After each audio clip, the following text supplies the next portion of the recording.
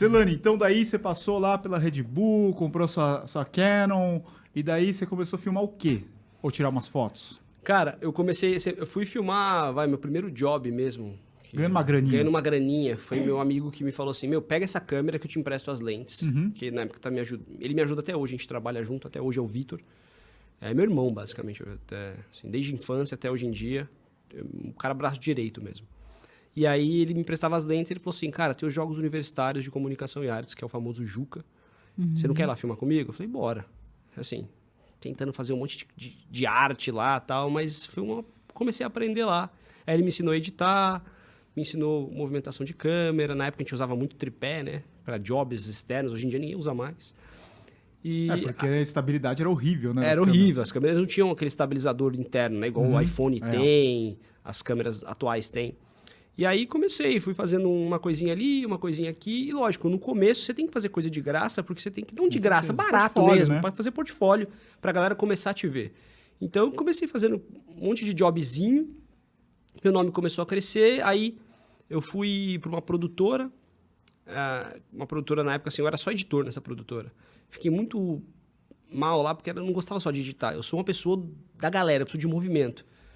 Só que aconteceu o fatídico dia, que acho que eu tinha uns 24 anos, 23 para 24, que minha namorada de um mês falou, tô grávida.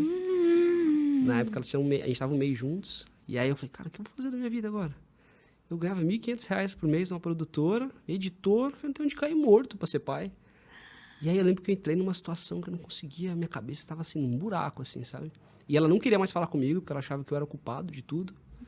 E aí, lógico, ela engravidou sozinha, foi só eu que quis.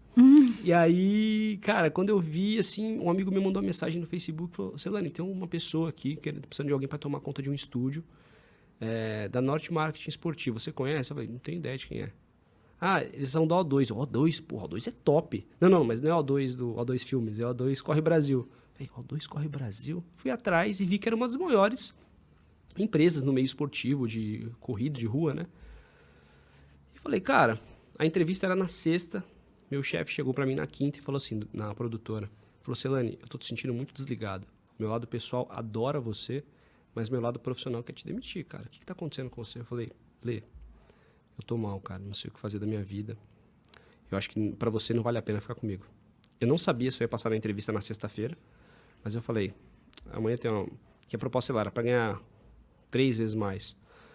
Mas não sabia se eu ia passar. Mas eu falei, quer saber? Deixa eu ir.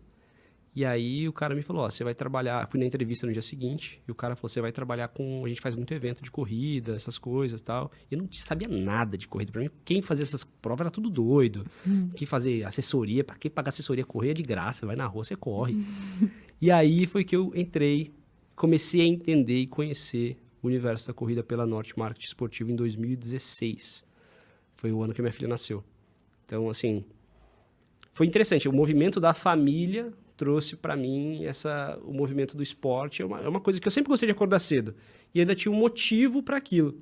Eu falei, legal. Aí eu comecei a trabalhar na Norte Marketing, achando que já sabia muita coisa, mas lá aprendi ainda mais coisas. Ter um boleto é sempre muito bom, Dudu. Incentiva, cara. Molda o caráter do homem. Depende da pessoa. É aquele que você precisa pra tirar a bunda da cadeira. Não, o boleto você tem que fazer, cara. Você tem um filho, é isso aí. Você faz acontecer. Ô, Celani, era ali no bairro do Limão, ali, né? Acho que é lá ainda, não é? Mas quando eu tava lá, era. Eu fiquei até 2018, Sabe quem eu fui conversar uma vez lá com o Gui, da Polar.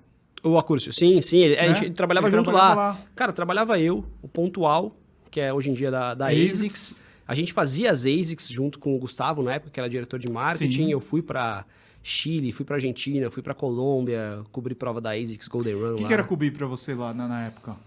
O que eu tinha que cobrir? Assim, cara, eu tinha que fazer os vídeos de eventos, os principais do evento, porque assim... Mas pra que plataforma? Para a própria Norte. Às vezes, por exemplo, para a ASICS, o pessoal... A Norte fazia o evento da ASICS. E aí, para a ASICS ter menos custos, eles já faziam, a gente vai fazer a estrutura, não sei o que lá, e o vídeo a gente vai fazer também aqui com a nossa produtora interna. E a produtora interna era eu. Então, assim, eu levava meu skate para todos os países lá, ou ia de moto, ia fazendo os vídeos da galera, levava o drone e fazia o vídeo do evento. e essa responsabilidade era minha, né? Então, assim, aí tinha programa que eles queriam fazer painel lá dentro, aí o Lobo, eu comecei a ver, quem que é esse cara, o Lobo? A gente fez a edição corpo, que eu tinha que fazer o making off. Lembra a revista? Isso aí criou muito problema na sua família, né, Criou Vavá? muito problema na minha família, isso daí. Explica aí o que é isso aí. Eu fui convidada para sair no ensaio fotográfico da O2, nua. Eita! Totalmente peladona. E foi eu, o Lobo também tá, a Fernanda Keller.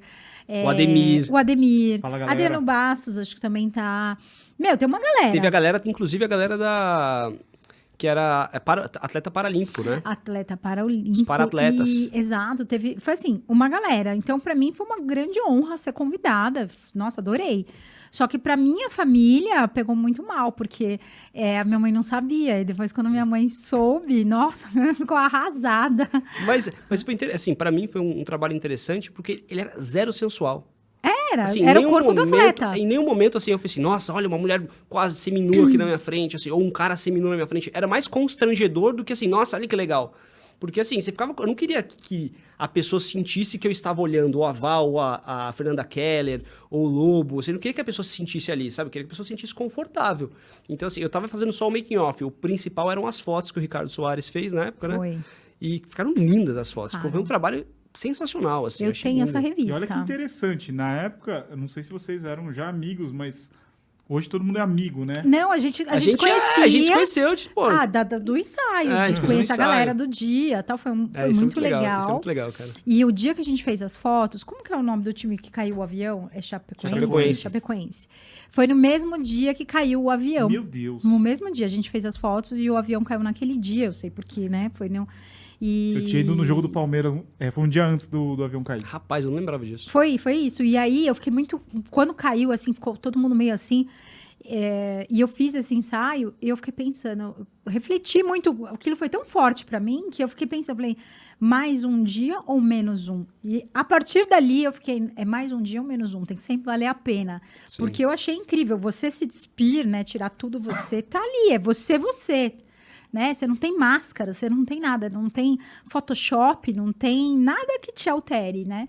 E eu tenho guardado isso e quero guardar para sempre. Quando eu Tem estiver uma- velhinha, eu falo, um dia essa aqui fui eu. Tem uma edição lacrada lá em casa. Tem uma edição lá, eu tenho Que algumas. legal, que legal. Tem algumas lá. Tem o Lobo Peladão? peladão. O Ademir Lobo Peladão nu. deve ser dureza de ver, hein?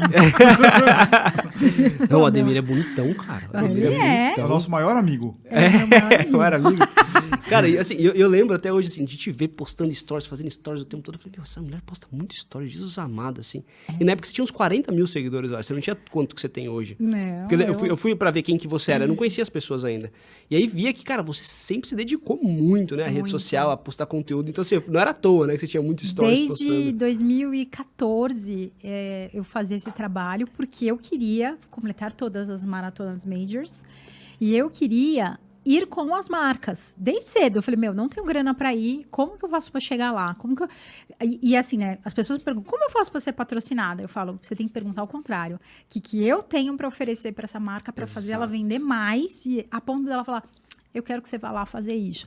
E eu falei, meu, você tem que o teu diferencial, você vai ter que trabalhar isso daí. Fazer todo dia conteúdo, ser muito fera na corrida, para as pessoas olharem, falar, meu, é isso, é você que eu quero ir lá. Essa foi a minha virada de chave também. Foi exatamente isso. Esse é o canal de cortes do podcast do Tênis Certo. Se inscreva agora mesmo e não perca os próximos vídeos. Valeu, Tênis Certo!